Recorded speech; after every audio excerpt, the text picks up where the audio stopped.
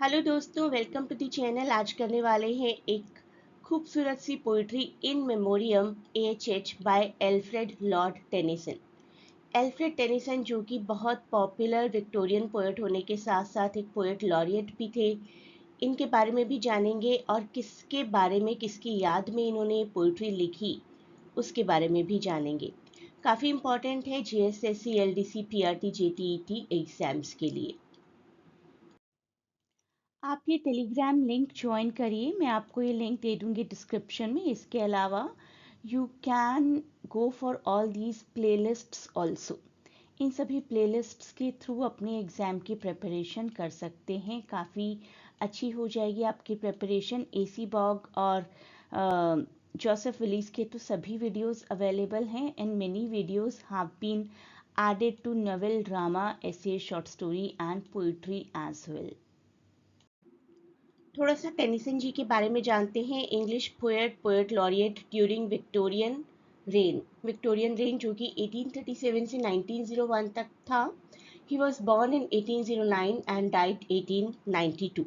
Gold medal भी मिला है इन्हें 1829 में फॉर टिम्बकटू, और फर्स्ट सोलो पोइट्री, ये भी आप याद रख लीजिए, चीफली लिरिकल 1830 की। पोएट लॉरिएट इन्हें बनाया गया था 1850 में after the death of William Wordsworth. अब जानते हैं क्यों इन्होंने इन मेमोरियम लिखी। इनके दोस्त थे AHH ऑर्थर हेनरी हेलम, जिनकी डेथ बहुत अर्ली हो गई थी 1833 में at the age of 22 only, cerebral haemorrhage की वजह से। उनको याद करते हुए, उन्हें कमेमोरेट करते हुए 1833 में इन्होंने ये पोइट्री लिखी, लेकिन ये जाकर पब्लिश हुई थी 1850 में। इस पोइट्री के बारे में थोड़ा सा जानते हैं। आयाम क्या होता है, टेट्रामीटर क्या होता है, इसको अगर आप डिटेल में जानना चाहते हैं तो you can ask in comments about some of my videos. 4 lines के ABBA के राइमिंग स्कीम के स्टेंजाज हैं, that is the poetic metre in memoriam AHH के। काफ़ी ग्रीफ और मोर्निंग की फीलिंग आएगी हमें इस पोइट्री से। टोटल 133 कैंटोस हैं। हम लोग प्रीफेस करने वाले हैं, यानी कि प्रोलॉग करने वाले हैं। प्रोलॉग, एपिलॉग और बॉडी पार्ट को मिलाकर 133 कैंटोस या passages you can see. And मैंने आपको बताया कि टेट्रामीटर यूज़ किया गया है about the spiritual loss, about the nostalgia theme, about philosophical speculation, romantic fantasy. ये सब कुछ आपको इस पोइट्री में देखने को मिल जाएगा कि किस तरीके से उन्होंने अपने दोस्त को बहुत ही दिल से याद किया। पोइट्री की शुरुआत होती है गॉड के इन्वोकेशन से, और गॉड को स्ट्रॉन्ग सन ऑफ गॉड बोला गया। Strong son of God, immortal love, whom we that have not seen thy face by faith and faith alone embrace। हम में से किसी ने नहीं देखा है भगवान को, लेकिन हम उस भगवान के सामने अपना सर झुकाते हैं। Believing where we cannot prove, thine are these orbs of light and shade, thou madest life in man and brute, thou madest death and lo thy foot। तो गॉड का फेस हम में से किसी ने नहीं देखा, उनकी एग्जिस्टेंस किसी ने नहीं देखी है। We can only reach God through faith. Poet attribute sun, God, moon like orbs, light, shades, सब कुछ गॉड को एट्रीब्यूट किया जाता है, गॉड को एक्नॉलेज किया जाता है as the creator of life and death in both men and animals। Man cannot understand why he was created, but he must believe that he was made simply to die। Life की और reality ही क्या है? This is the utmost reality कि हम सब पैदा हुए हैं और हम एक दिन मर जाएंगे। कुछ लोग सच में मरते हैं और कुछ लोग शायद किसी वजह से जीते जी मर जाते हैं। And thou has made me, thou are just. तो अगर गॉड ने मुझे बनाया है तो कहीं ना कोई जस्टिफिकेशन, कोई ना कोई न्याय है उसके पीछे। डाउ सीम्स ह्यूमन एंड डिवाइन, वही भगवान हमें ह्यूमन लगते हैं कभी कभी, कभी डिवाइन लगते हैं, कभी बहुत होली लगते हैं।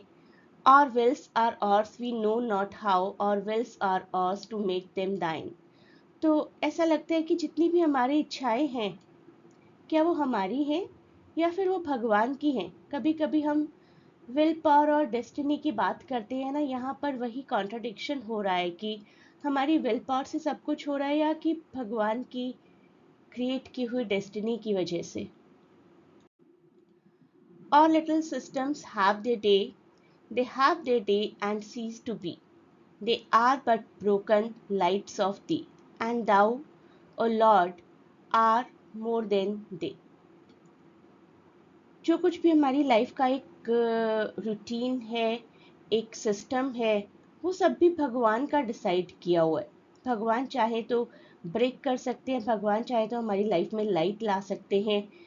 जो हम देख रहे हैं, जो हमें दिख रहा है, शायद उससे बहुत ज़्यादा है वो सब कुछ जो भगवान ने हमारे लिए डिज़ाइन किया है। We have but faith we cannot know, for knowledge is of things we see. And yet we trust it comes from thee, a beam in darkness, let it grow. हमारा एक ऐसा फेथ है जिसके बारे में हम खुद खुलकर नहीं जानते, क्योंकि हम भगवान के बारे में नहीं जानते। हम तो उन चीज़ों के बारे में जानते हैं जिनकी साइंटिफिकली हमें नॉलेज है। और वो ट्रस्ट कहाँ से आता है? हर चीज़ पर बिलीव करने का, भगवान की स्पिरिचुअलिटी में बिलीव करने का वो ट्रस्ट कहाँ से आता है? वो भगवान से ही आता है। हमें अपनी डार्कनेस में कहीं ना कहीं कोई बीम ऑफ हैप्पीनेस नज़र आती है, जो शायद भगवान में बिलीफ की वजह से बढ़ती चली जाती है। Let knowledge grow from more to more, but more of reverence in us dwell, that mind and soul according well may make one music as before.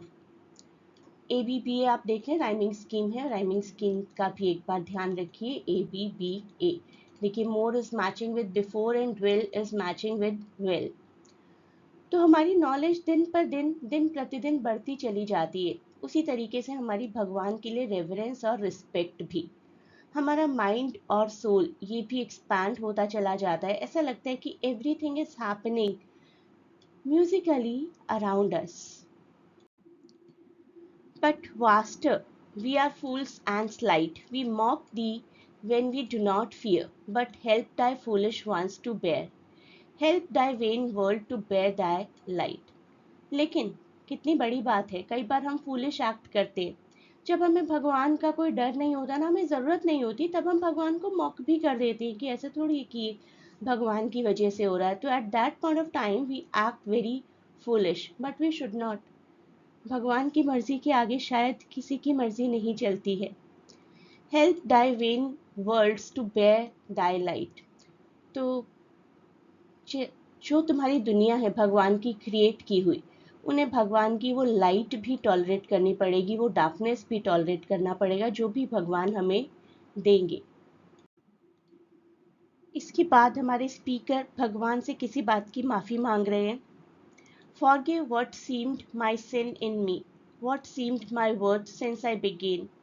For merit lives from man to man, and not from man, O Lord, to thee. अगर मुझसे कभी कोई गलती हुई है तो मुझे माफ़ कर दीजिए। मेरी वर्थ शायद भगवान सबसे ज़्यादा जानते हैं जब से मुझे बनाया है। हम कहते हैं कि मेरिट इंसान से इंसान की तरफ ट्रांसफ़र होते हैं, लेकिन मेरिट्स एक्चुअली भगवान से इंसान की तरफ ट्रांसफ़र होते हैं। Forgive my grief for one removed, thy creature, whom I found so fair. I trust he lives in thee, and there I find him worthier to be loved.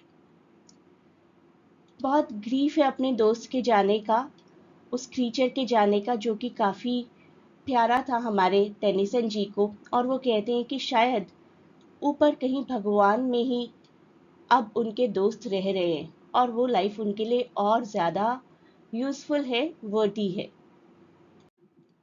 Forgive these wild and wandering cries, confusions of a wasted youth. Forgive them where they fall in truth, and in thy wisdom make me wise. जब कोई चला जाता है life से हमेशा के लिए, temporarily या नाराज़ होकर, रोते हैं हम। और कई बार उस रोने का कोई असर नहीं होता। अगर परमानेंटली चले गए हैं, ज़िंदगी से ही चले गए हैं, अपनी ज़िंदगी से ही चले गए हैं, तो हमारे इन वॉन्डरिंग क्राइज का कोई मतलब नहीं है।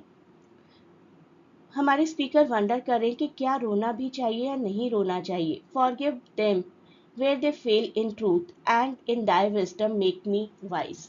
भगवान को कह रहे हैं कि मुझे नहीं समझ में आ रहा इस वक्त कि किसी के जाने के लिए रोना है या नहीं रोना, रोने से वो वापस नहीं आएगा।